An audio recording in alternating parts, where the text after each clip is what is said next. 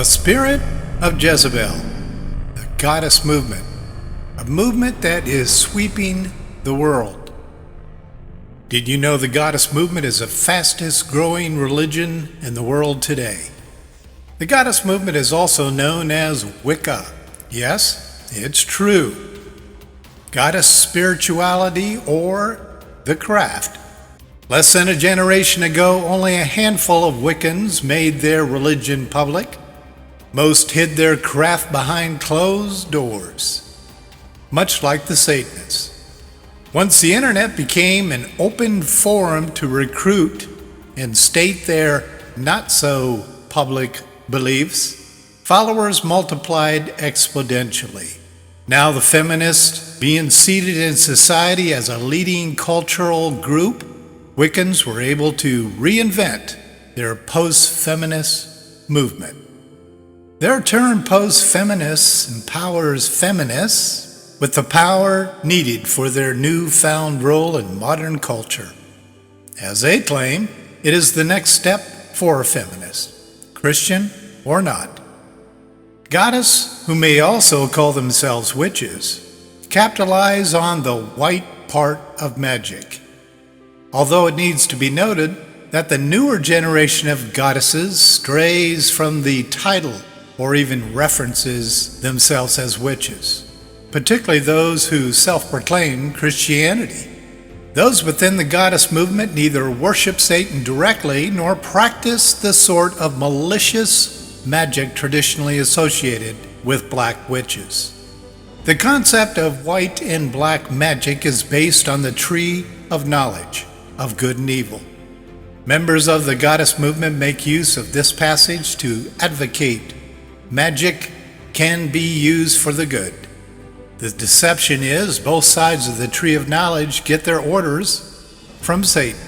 Members of black magic give Satan credit directly, whereas the goddess group indirectly gives Satan credit by way of making use of the magic Satan offers. The main objective of goddesses is to advocate female deity over that of males. Minimally, female deities first, and then a male deity. Most claim God had a wife by the name of Asherah, which suggests she was worshipped alongside Yahweh in his temple in Israel. But quality research proved Asherah was a tree idol possessed by a Phoenician goddess spirit commissioned by Ahab, Jezebel's husband, to be a goddess to sit alongside the throne of Baal, who was Jezebel's father. Furthermore, all the prophets, 400 plus of them, were required to serve Asherah first and then Baal. That's found right out of 1 Kings 18, verse 19. Female deities are not new to our world. You can trace the feminist movement back to the first goddess that we know of, the wife of Nimrod. Well, you might want to know who Nimrod was. Well, he was the grandson of Ham, son of Noah. Well, it seems weird to us Nimrod's mother and wife were two of the same, Semiramis. According to historical records, various legends, Semiramis required Nimrod to build a statue of her and place it at the bottom of the Tower of Babel. While the tower was being constructed, on full moons, all people needed to stop and worship her. Another unnerving fact is she became pregnant after engaging in an adulterous affair while married to Nimrod. Around this time, Nimrod dies a violent and untimely death. In an effort to retain power and to hide her misdeeds, she makes a most audacious claim, one that would set the stage for the Babylonian cults throughout all the ages. She publicly declares that upon Nimrod's death, he had been resurrected as the god of the sun, and the sun god, Nimrod, used his rays to inseminate his wife/mother with a child miraculously. This child was thus considered to be divinely conceived. The child's name was Tammuz, which she claimed was the incarnated Nimrod. Does this sound familiar? After the scattering occurred at the Tower of Babel, this story of the miraculous conception of this child disseminated throughout the world. It led to the rise of the various birth, death, rebirth cults that are literally scattered throughout history. These mysterious religions of future generations adopted different names for this miraculous child, Tammuz, who became known throughout the ages as the father of all goddesses. Oh, by the way, even though Semiramis was the daughter of Ham, cultists and goddess alike state her as the daughter of a goddess. Keep in mind, gods and goddesses were humans until reincarnated. Semiramis's mother supposedly had mermaid-like features with the head of a woman and the body of a fish. Something sounds fishy about this story. Seriously, this is the first documented story of the birth of the goddess movement. The term mystic goddess is derived from the Greek noun mystes theia, which initially designated itself as a secret cult or mystery of female divines. While the Babylonians get the credit for launching goddesses, female divines, the classic Greek, that's during the 5th and 4th century BC, are the ones who popularized it, organized, and moved the secret society from the dark rooms to public life. Early Christianity, the 7 churches, watched the Greeks and the Roman state church move these pagan images from the closet to adorning their buildings. The leaders of these pagan goddesses, now adorning their structures, were pressuring early Christians to pay homage to these naked idols of sexuality before entering their churches. Literally. Interesting enough, Christ himself addressed and warned 5 out of these 7 churches regarding this issue. Unlike the modern millennial goddess movement, their religion's earliest adherents worshiped 2 deities, one of each sex. The mother goddess, the birth giver, who brings into existence all of life. The second being the horned god, a male hunter, who died and was resurrected once a year. Male shamans dressed in skins and horns in identification with the god and the herds, but priestess presided naked, embodied the fertility of the goddesses. In return, the goddesses would use the hunter, the males, to accomplish their objectives, much like Jezebel accomplished through her husband Ahab and her sons. Outside of Eve, Jezebel was Satan's most elevated woman. Jezebel was the queen with Ahab. The Lord remembers her for destroying the prophets of God in 1 Kings 18 verse 4. She was so destructive, Obadiah took 100 prophets and hid them by 50s in caves. She despised Elijah the most. Why? He was an immovable male leader that demonstrated the immovability of God the Father, whom she hated. For this very reason, she worked tirelessly to turn the Hebrew people to the god Baal, a male god who births goddesses. Or to put it into proper biblical perspective, Jezebel had a goal to have all of the Hebrews worship the spirit of her father, who was king of Tyre, and his name was Ethbal. Should also be noted that during much of the Old Testament, Satan was the king of Turkey. You can read about that in Ezekiel chapter 28. There's a direct connection between Satan and the goddess movement, past and present. As tradition has it, Satan would possess key leaders and rule his kingdom of darkness through mortal flesh by way of advancing female rights. a practice that he has used since the day of the garden. He began this method of deception by elevating Eve and will end his empirical demise through elevating a whore, a harlot, according to Revelation 17, verse 15. Also, keep in mind, Satan is not only a god of darkness, but he is also the angel of light, meaning he doesn't show his real colors up front. He does, however, appear to all as a goddess-type figure, which God references as the great whore, and that's in Revelation 19, verse 2. A question must be asked. Why does Satan relentlessly prostitute women to advocate his end times goals? First, we need to remember that nothing is new under the sun. Secondly, Satan is a simple-minded leader. He sticks to what works. In the garden, he went directly to the woe-man because of one fact. She was created as and from a secondary source of Adam. She came from his side. Allow me to remind you of one of the most basic principles in the Bible. The woe part of organic woman means weakness.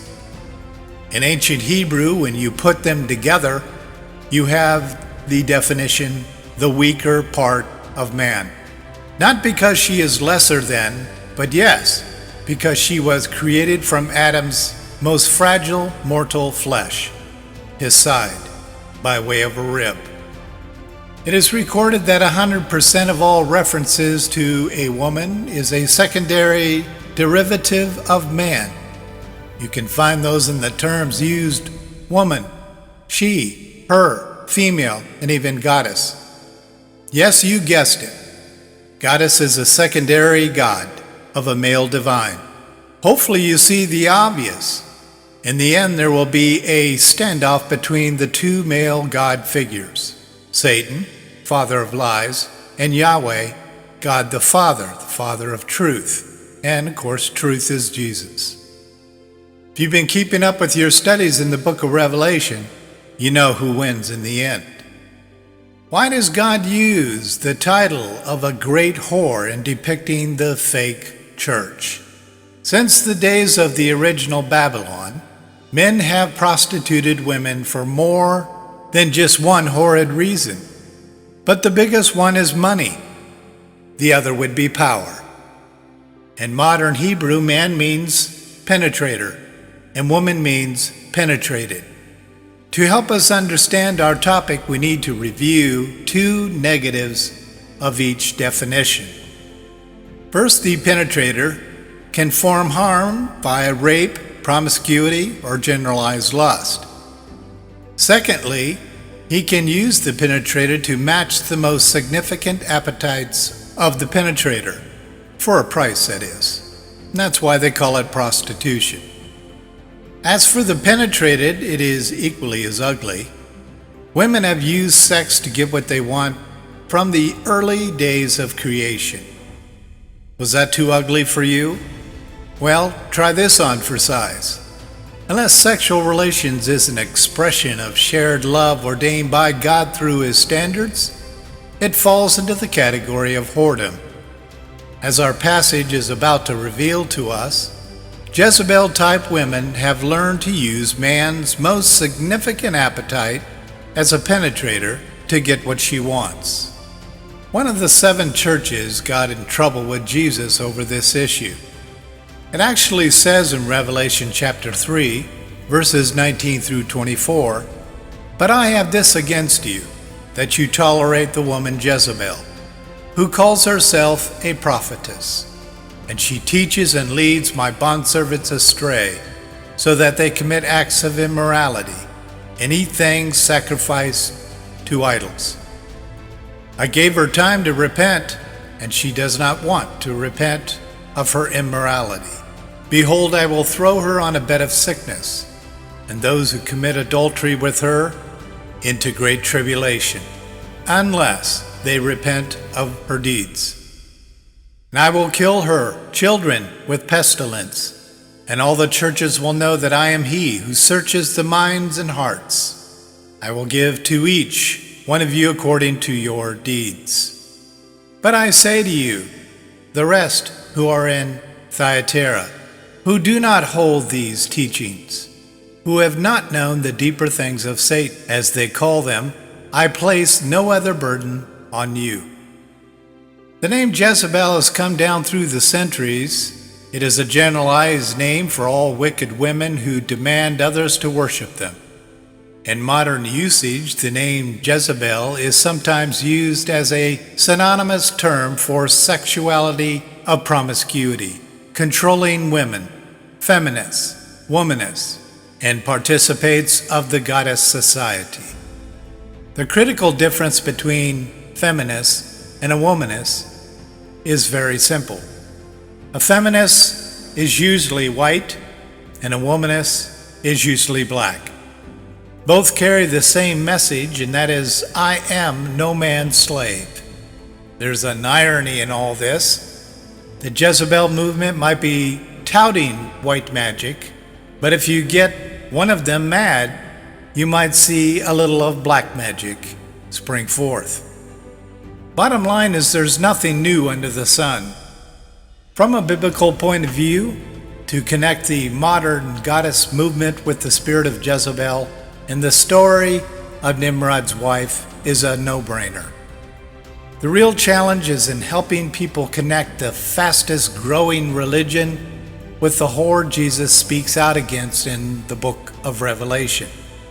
It says in Revelation 19:2, because his judgments are true and righteous, for he has judged the great harlot, who was corrupting the earth with her immorality, and he avenged the blood of his bondservants on her.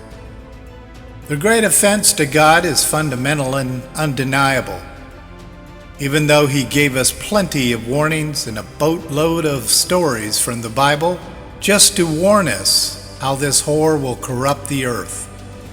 The masses simply unsubscribe from God, so to speak, and move on from this issue.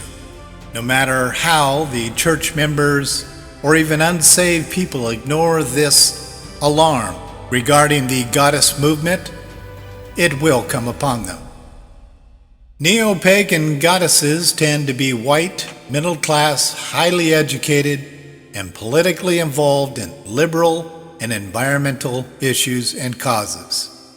They love the mystic arts such as yoga, shamanism, contemplative nature, and divine intelligence coming from the core of self, culture, and humanity. Special note though, when Christians engage in yoga or any other core manifestation art, they swap the Atman or the cosmic self for the spirit of a Christ. Both are demonic. Here's our bottom line. The goddess movement is nothing short of a matriarchal religion, purposing to backseat male-driven divines, particularly any group that claims God is a he or Jesus is a he. These terms replace its previous label, which was post-feminist movement back in the 70s. In the late 70s, they worked to reinvent a religion to glorify the woman. It is often tied into Wicca, neo-paganism, and other New Age beliefs. Their religion and culture movement are based on a peer-reviewed claim that all cultures were once matriarchal. That simply is not true. But I will give them this. The next generation is sure to be full-on matriarchal. The matriarchal culture is now sweeping the globe like a plague of locusts. Without question, this movement is setting the stage for the queen of the end times. As Jesus said, for he, Jesus, has judged the great whore who was corrupting the earth with her immorality. If you hear of anyone who touts matriarchal spirituality or governance, run quickly, hide, for there is a queen bee chasing you, and her sting is to be feared. In the first half of her 7-year reign, she will be offering her white magic, But in the second half of Satan's 7-year reign, full on destruction comes on this great whore. Thank you for taking the time to listen to this message today. You can get a PDF copy of the transcript of this video. Please feel free to contact me and I'll get that to you. Until next time.